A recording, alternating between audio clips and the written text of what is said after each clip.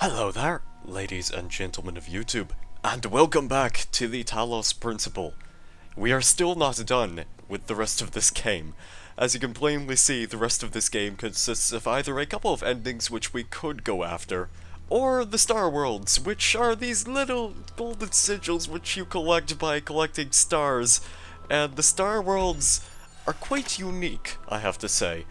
And we are going to start off by doing another one of these puzzles, and each of these has about 10 sigils each, if I recall correctly, and if it's not the case, then I've probably done something terribly wrong, because the way I go about of doing this walkthrough is a little bit weird compared to other things. I mean, it probably would have been better if I had just, like, maybe played the moddable version of this as, like, my test playthrough and then gone through this as, like, my regular playthrough, but, whatever. I cannot stop myself from, acting on the decisions which I've made so far. So, I'm just gonna keep doing the walkthrough like this. And doing the walkthrough like this seems to imply that I know mostly what I'm doing after I do a short test playthrough of one world. So, hopefully you will not complain too much about that.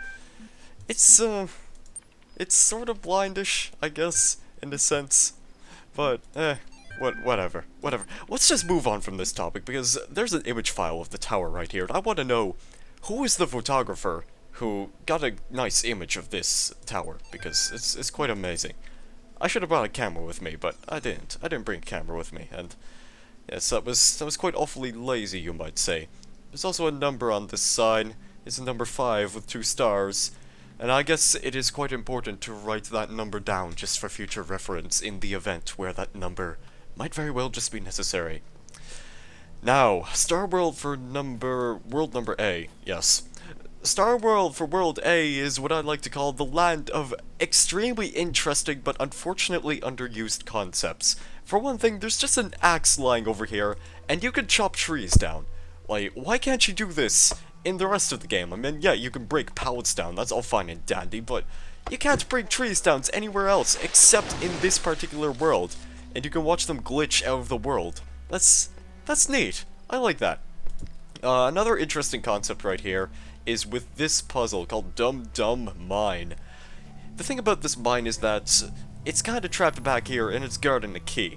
And we need a jammer, but there aren't any jammers in this puzzle to speak of. So, what we first have to do is break a couple of barriers.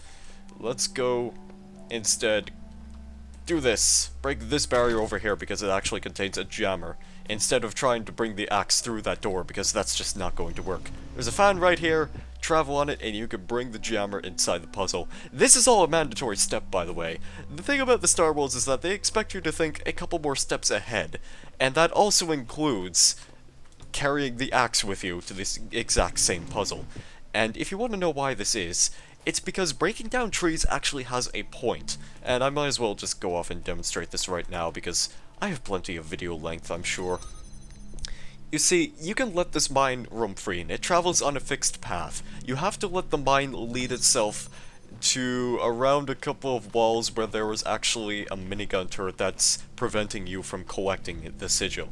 But it's being blocked by a tree right now. So, if I can remember where I actually dropped the axe, if I can remember where, like, all the little sparkles are at, then I might be able to figure this one out.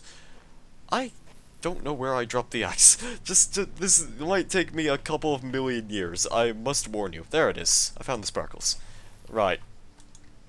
I mean, it's such an interesting little thing you could do. Like, I know puzzles are not exactly supposed to be constantly changing all the time. You need to have some sort of basic idea of how you want a puzzle to be solved, and if you have that established, then I think it's quite clear that you want to keep the player familiar with that sort of setting, and how that puzzle solving system works, so that way you can modify the original ideas which you've placed into the game. But then you have unique little things like this, which are only used one time. I repeat, one time. This is the only world where you can break down trees as part of a puzzle. That is just...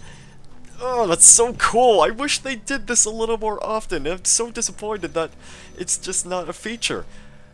Like, also kind of makes me curious. I wonder what they're going to do for, the Talos Principle DLC levels. Road to Gehenna. That's going to be coming out fairly soon.